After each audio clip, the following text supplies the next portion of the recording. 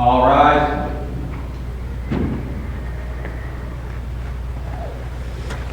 Court of Appeal in for the 5th District of the State of Florida is now in session. The Honorable Richard P. Orfinger, Judge presiding. All persons having business before the court will draw near, give attention, and you will be heard. And God save the United States of America, the State of Florida, and this honorable court. Please be seated.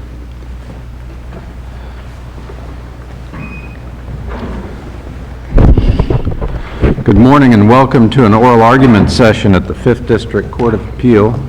As the Marshal indicated, I'm Judge Orfinger, and I'm joined on the panel today by Judge Bill Palmer on your left, and a visiting judge from the Ninth Circuit, Judge Tom Turner, on your right. We have one criminal and two civil cases today.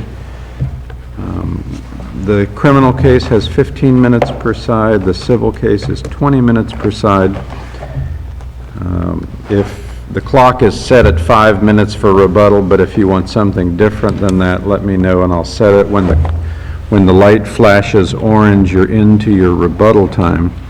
If you have a cell phone, please silence it so that we don't interrupt anyone's argument.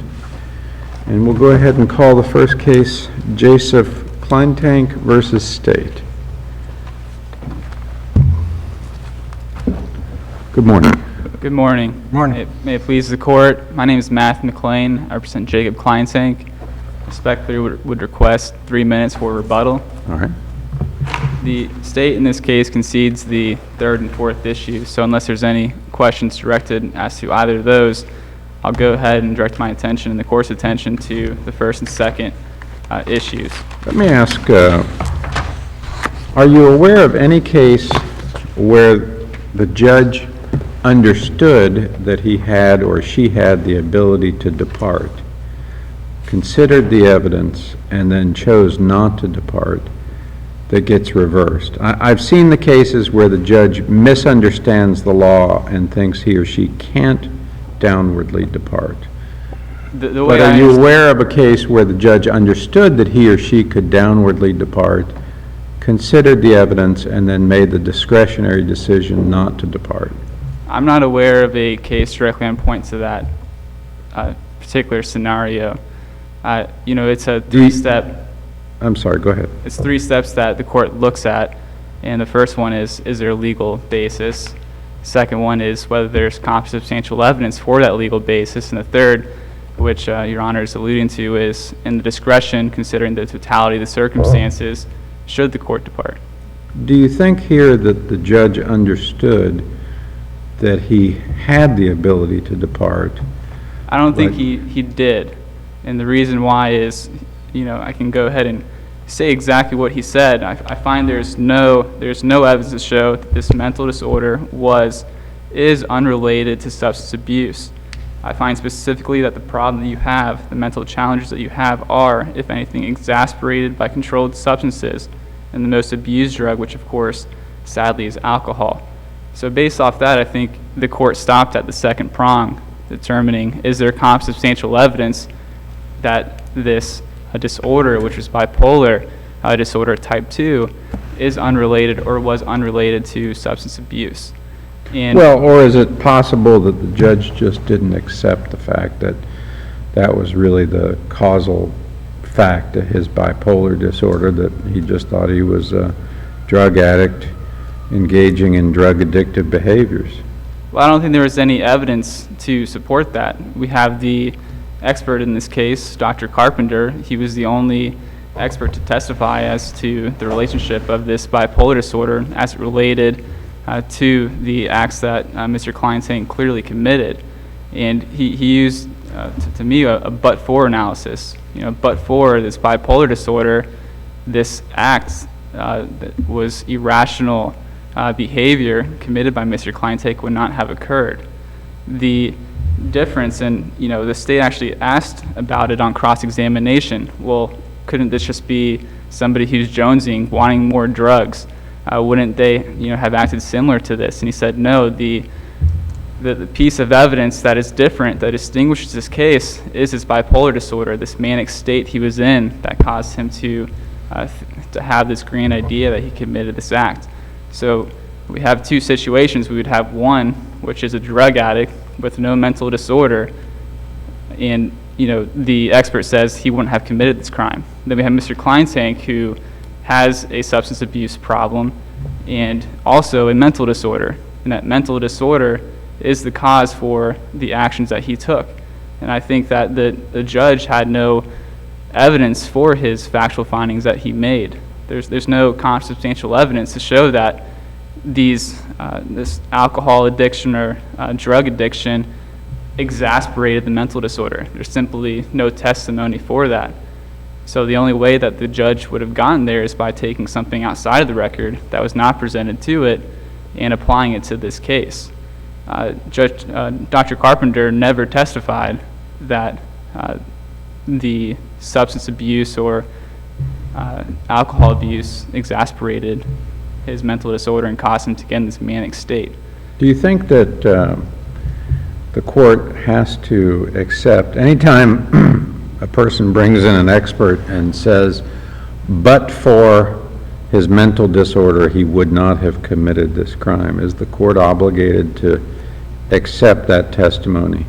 I think in this case it is, because as Camacho tells us, the two steps that the court has to consider before exercising its discretion is there competent substantial evidence in support of that valid reason for departure sentence. It's not whether there's no evidence, it's whether there is evidence that they support it. In this case, there was substantial evidence that this mental disorder did diminish his capacity and that he did need treatment for it. And misapplying that standard is the cause for the court not getting to that third step.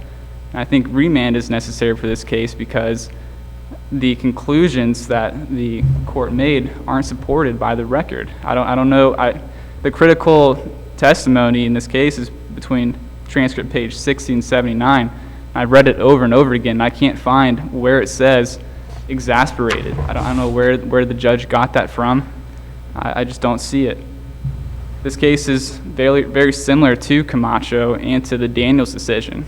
In Camacho, we had a boxer who suffered repeated blows to his head, which caused brain damage. The expert testified to that, and the resulting mental disorder caused him to have diminished capacity. On cross-examination, he admitted, yes, there's some indication that he has a substance abuse problem, but just because there's independent causes that would link to this diminished capacity does not mean that mitigation, that reason for downward departure, is not valid anymore. And the court should then go to that last step in exercising its discretion. But as Your Honor Orfinger was stating, is there a case that directly says, if they do reach that third step, can the court still reverse? And I think in this situation, reversal is necessary because when we look at the evidence, and the judge never said, I discredit this witness, I don't believe this witness, I don't believe that there was a mental disorder here, then we have to go ahead and correct the judge and have him understand. Would the trial judge have done that, and then it would be not reversible? I think, yes, if he would have made those findings that I don't agree with the experts for something that was presented to it, or that, considering the totality of the circumstances, I don't believe that this mental disorder is garnishing of a downward departure sentence, then sure. But when the court specifically makes mention that there's no evidence and that it makes up a standard that there's exasperating the mental disorder based off these drugs usage, then I don't know how we can have faith that this was fairly adjudicated case and fairly determined reason for downward departure. Didn't Dr. Carpenter testify that he had a dual diagnosis, mental disorder and substance abuse, and they were linked all the way to the neurological level? Doesn't that make it related? Related in the sense that, yes, he does have a mental disorder and he does have a substance abuse problem. That's the same fact scenario in Camacho and Daniels. They each had mental disorders and substance abuse disorders, but that doesn't mean that the statutory recognized reason for downward departure is no longer available to these defendants. But what does it mean to be linked all the way to the neurological level? What does that mean? Well, Dr. Carpenter explained it as somebody with bipolar disorder and mental disorders, they sometimes self-medicate. And when they experiment with drugs, they're more prone to addiction. And that could link to a further addiction in these people being substance abusers and alcohol abusers down the line. So I think when he said linked to a neurological level, he was stating these individuals are more susceptible to drug abuse and substance abuse because they're undiagnosed, untreated. And so they try to self-medicate to treat these very violent mood swings from a normal state to a depressed state to a very excitable, irrational state. Also, part of the reason for a downward departure would be that this was committed in an unsophisticated manner, yet the judge did find that he backed into the parking spot. He made some pretty good plans in this. It just wasn't something that happened spontaneously after he walked into the store and freaked out. Sure, and I agree that there is that finding that it was not committed in a unsophisticated manner is supported by the record, and they could go ahead and make that determination. But the other two factors, I think that's where the argument, the thrust we want to focus on. And this was a very ill-conceived plan to begin with. He walks into a CVS store with no shoes on. He's immediately spotted by the store clerk. He's not wearing a mask. He's not wearing anything.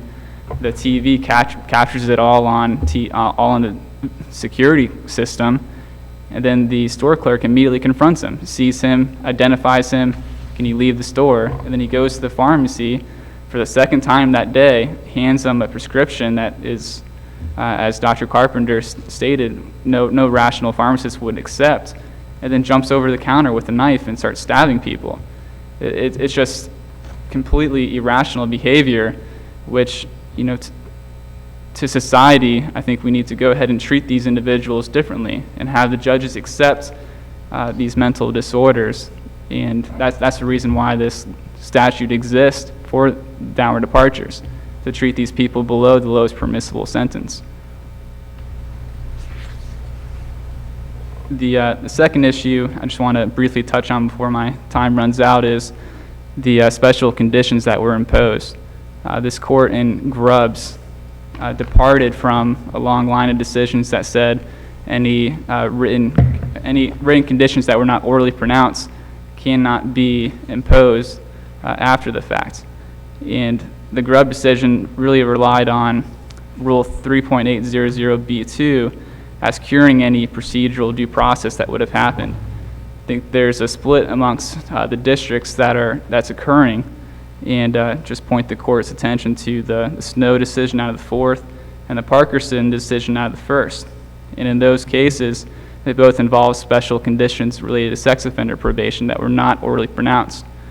They depart and go away from Grubb and state that the proper remedy here is to strike those conditions and not reimpose them, basically what happened pre-Grubb. And interestingly, the Grubb decision, Snow decision, and Parkerson decision all cite a Florida Supreme Court case, Justice v. State. And Justice v. State says, we have to go this way, which was pre-Grubb, because it's going to prevent double jeopardy violations from occurring. We can't simply allow a court to orally pronounce sentence, go back to chambers, and then increase the sentence on its own initiative by including those conditions in its written probation order. And so Rule 3800B2 does not cure that violation that has occurred in this case. And I'll go ahead and reserve the remainder of my time unless there's any questions. Thank you so much. And I forgot to say that we're going to take a break after the second case, and we'll invite counsel to join us in the attorney's lounge if they choose to, for coffee. Please the court. My name is Kaylee Tapman, and I represent the state of Florida in this case. As to the downward departure, as the trial court did not apply an incorrect standard in determining not to depart, this court shouldn't even review his discretionary decision. The trial court knew that he had the authority to depart, and just simply found that there wasn't a factual adequate basis to meet those mitigating factors, and therefore refused the request for departure. As to the special conditions of probation, I would submit that the appellant has conceded that there were no substantive arguments against the special conditions, and the filing of the not one but two 3800 motions has gotten rid of any procedural due process violations pursuant to Grubb. The state would submit the thoughtful and well-reasoned opinion in Grubb, which was decided Well, you're on... only saying that because I wrote it. Maybe a little, but it was. And it makes sense pursuant to Maddox, which came out in, I think, 2000. It has never been overturned, and its reasoning stands that the promulgation of Rule 3800 gave the defendants the opportunity and notice to object to special conditions that were not orally pronounced, and that's what happened in this case. And as there were no substantive arguments, the procedural due process has been cleared, and the special conditions should not have to be struck from the order. All right, back to your first issue, did the judge at any point say that he did not think he had the discretion to depart, or did he say, I know I have the discretion, but I'm not going to depart? He didn't specifically say either of those things. However, he knew he had the discretion to depart. He listened to legal arguments as to whether the evidence met the mitigating factors as outlined in the statute, and simply found that the evidence did not meet those factors, that the substance abuse and the mental illness were related. I'm assuming it's because the finding of exasperation is due to the fact that the expert testified that the defendant was self-medicating to level out his vacillating moods, as opposed to going to a doctor to get real medicine, and the fact that the court also made a telling argument of that the image that he would always be left with was the image of homicidal rage on the defendant's face as he jumped over the counter to, attack the pharmacist to get drugs. And I think that's why he found that the substance abuse and the mental illness were related in that regard, and found that there was not an adequate factual basis to downwardly depart. But couldn't that also be interpreted to say that since you haven't met the standards, I don't have the authority to depart because you haven't met these standards? I think there's a different, by saying you haven't met the standards is saying that I don't have the factual authority to depart, by saying that there is not enough competent evidence to meet those standards, versus saying there are no legal ways that I can depart and I don't think I have that option. So I think in this case the trial court acted appropriately, and if there are no further questions, we ask that you affirm. Thank you. Thank you.